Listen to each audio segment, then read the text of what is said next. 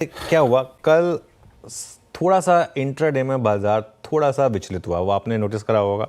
कल हम खुले एक बहुत बड़े गैप अप के साथ और थोड़ा सा रैली आई और उसके बाद हम कोलैप्स हुए। वो जो एक दो ट्वीट्स आई थी वो जियो पॉलिटिक्स को लेकर या भारत पाकिस्तान के जो टेंशन उसको लेकर, टेंशन क्या है? टेररिज्म है जिसका हमको रिस्पॉन्स देना है, इसको मैं टेंशन नहीं कहूँगा।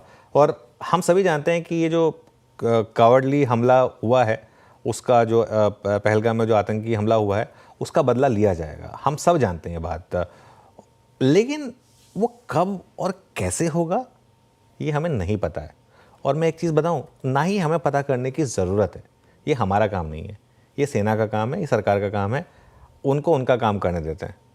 अब वो आके यहाँ पे थोड़ा ना एंकर करेंगे तो वो हम करेंगे, तो ऐसे ही हम थोड़ा ना वहाँ पे बॉर्डर पे जाके लड़ने वाले हैं। वो उनको लड़ना है तो वो उनका काम उन्हीं को करने देते हैं। हम सिर्फ ये होप कर रहे हैं कि ये होगा। हाँ, उसकी वजह से अगर मार्केट गिरा तो मेरे ख्याल से वो खरीदारी का मौका होगा। आप देखिए पिछले कितने भी मौके देख लीजिए, आज तक कभी ऐसा नहीं हुआ कि वॉर की वजह से बेयर मार्केट आई हो। वॉर की वजह से कभी भी अगर मार्केट में मौका मिलता है वो बाइंग का ही मौका मिलता है। तो इस वजह से अगर गिरे हम सिर्फ, तो वो बाइंग मौका होगा। और सिर्फ इस कारण से आप बाजार से बाहर नहीं रह सकते। बहुत लोग लास्ट फ्राइडे को अपनी पोजीशन स्क्वायर ऑफ करके चले गए थे कि अब मैं एक बार जरा ये पूरा मामला निपट जाए उसके बाद वापस एंटर करूंगा। अभी ऐसा थोड़ा ना मामला कि कल की कल निपटेगा या परसों निपटेगा, हो सकता है लंबा चले मामला। जैसे वो यूक्रेन रशिया मामला वो कब कितना लंबा चल रहा है, इजराइल वाला मामला कितना लंबा चल रहा है। खैर ये केस कंप्लीटली डिफरेंट है, लेकिन हो सकता है मामला लंबा चले। तो बाजार की रैली में हिस्सा ज़रूर लें। हाँ, अगर आपको डर लग रहा है इस समय तो अपने आप को हेज कर लें। लेकिन क्यूज मार्केट में एक एक करके अच्छे होते जा रहे हैं। जैसे मैंने कहा, ग्लोबल क्यूज सबसे पहले सुलटे थे, उसके बाद आरबीआई का एक्शन, सरकार का एक्शन, अब ओएमओज पे ओएमओज, जिस तरीके से मार्केट में एक्शन बन रहा है वो मुझे लग रहा है कि अर्निंग्स भी इंप्रूव हो रही हैं।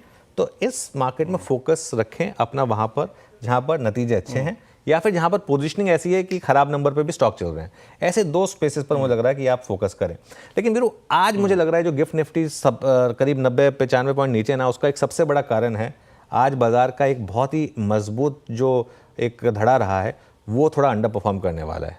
और बात मैं कर रहा हूँ B2 की। आज बाजार के रडार पर B2 मुझे लग रहा है कि बजाज फाइनेंस और बजाज फिनसर्व दोनों मुझे लग रहा है आज गिरेंगे। बजाज फाइनेंस के नतीजे अच्छे हैं, लेकिन एक बात, ये शेयर पहले ही काफ़ी चल चुका है और इसकी जो गाइडेंस है सबसे इंपॉर्टेंट, मैं हमेशा देखता हूँ क्वालिटेटिव गाइडेंस। जो बजाज फाइनेंस की गाइडेंस मैं पढ़ रहा था, चाहे वो AUM को लेकर हो, चाहे वो NIM को लेकर हो, चाहे वो कॉस्ट ऑफ फंड को लेकर हो, वो AUM ग्रोथ 24 से 25% की बात कर रहे हैं। वो पिछले साल इससे ज़्यादा थी आई थिंक। NIM भले उन्होंने स्थिर रहने की बात की है, कॉस्ट ऑफ फंड्स भी 10 से 15 बेसिस पॉइंट घटने की बात कर रहे हैं। लेकिन ओवरऑल मुझे, और जो मैं सुबह कमेंट्री भी पढ़ रहा था उनकी, और मुझे इसके हिसाब से लग रहा है कि आज बजाज फाइनेंस का शेयर गिर सकता है। और बजाज फिनसर्व को तो नतीजे ही खराब लगे मुझे, तो उसमें तो मुझे लग रहा है कि और गिरने के चांसेस हैं। तो एक मार्केट में एक बहुत स्ट्रॉन्ग जो पॉकेट है B2, उसमें आज गिरावट आ सकती है। मुझे लग रहा है गिफ्ट निफ्टी शायद उस वजह से थोड़ा सा हल्का सा विचलित है, ये एक कारण हो सकता है। और ऑब्वियसली एक और बड़ा फोकस में होगा इंडसइंड बैंक।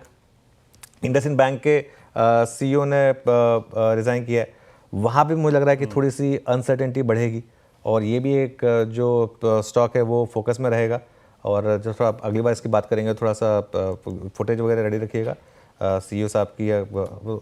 और ये, लेकिन ये हो सकता है कि एक बार के लिए आज थोड़ा सा शायद इसमें भी एक बॉटम बने इंडसइंड बैंक में भी, लेकिन एक बार के लिए तो यहाँ भी हो सकता है कि थोड़ा सा गैप डाउन हो जाए जो थोड़ा सा बैंक निफ्टी को थोड़ा सा परेशान करे। तो कुल मिलाकर आज थोड़े से समीकरण बैठ रहे हैं जिसमें लग रहा है कि मार्केट थोड़ा सा नीचे शुरुआत करेगा, लेकिन अगर लोअर लेवल पर सपोर्ट मिला तो शायद रिकवरी भी आ जाए और इवन इंडसइंड में भी रिकवरी आ जाए, शायद ये भी पॉसिबल है। तो आज बहुत कुछ है स्टॉक स्पेसिफिक हमारे पास बात करने के लिए। टैरिफ डील तो मुझे लग रहा है मोर और लेस अब डन डील है, एटलीस्ट भारत के साथ। तो भारत को उससे बहुत ज़्यादा डरने की जरूरत नहीं है वीरू।